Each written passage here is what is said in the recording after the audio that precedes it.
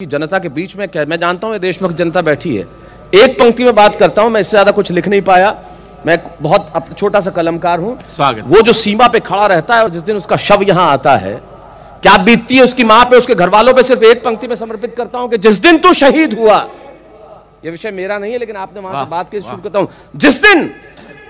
जिस दिन तू शहीद हुआ, न जाने किस तरह तेरी मां सोई होगी, मैं तो बस इतना जानूं कि वो गोली भी तेरे सीने में उतरने से पहले रोई हो। हाय हाय, वाह वाह वाह, क्या बात है, क्या बात है, क्या बात है, वाह वाह। हम कैसे मोल चुकाएंगे? हम उस शहादत का मोल चुका ही नहीं सकते। एक छोटी सी कविता सुनाता हूं साहब, उसके बाद ये कविता मुझे याद नहीं है, ये मेरा विषय नहीं है इसलिए मैं इसे मंच पे सुनाता नहीं, लेकिन पिछले दिनों मैंने लिखी और मुझे लगा कि कविता मुझे आज जगदीश भाई साहब के बाद सुनानी चाहिए, तो अचानक मुझे कविता याद आ गई। वाह। इस कविता की भूमिका में एक बहुत छोटी सी बात कहता हूं। राजस्थान में एक जगह झुंझुनू, आप इस कविता की भूमिका से जुड़िए जो कहना चाहता हूं और क्यों लिखी मैंने एक बहुत छोटी सी कविता। क्या बात। झुंझुनू के एक सैनिक शिवराम, जब आपको मालूम है कि अटैक हुआ पुलवामा वाला, उसके बाद 3 आतंकवादियों को मार गिराया गया, उसमें शिवराम भी थे जो मार गिराने वालों में, और वो खुद शहीद हो गए।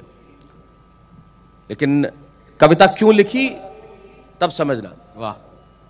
शिवराम जब शहीद हुए, उनकी पत्नी सुनीता 9 महीने की गर्भवती थी, अस्पताल में 9 महीने की गर्भवती। ऐसा आप सुन रहे जगदीश भाई साहब, पहली बार सुन रहे, मुमताज आप भी पहली बार सुन रहे, प्रवीण पहली बार सुनोगे तुम भी। 9 माह की गर्भवती और शिवराम शहीद हो गए, उनका अस्थि कलश आया। 9 माह की गर्भवती शहीद की पत्नी अस्पताल से निकल के अपने पति के अस्थि कलश को कांधा देने आती है। ये हिंदुस्तान है। वाह वाह। वो कांधा देने निकल आई। क्या बात है, क्या बात है, वाह। जिसके पेट में एक बच्चा है।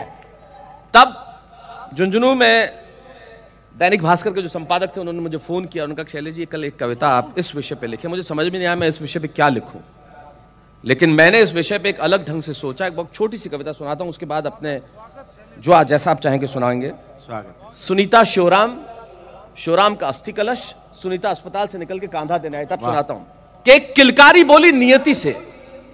बच्चा जब पैदा होता है ना तो किलकारी होती है। एक किलकारी बोली नियति से कि आंसू मत बहाओ, न भीगने दो नयन को। एक किलकारी बोली नियति से कि आंसू मत बहाओ, न भीगने दो नयन को, वेदना और करुणा का भाव न लाओ। कहना चाहता हूं वतन को, मैंने अब तक आंखें नहीं खोली है।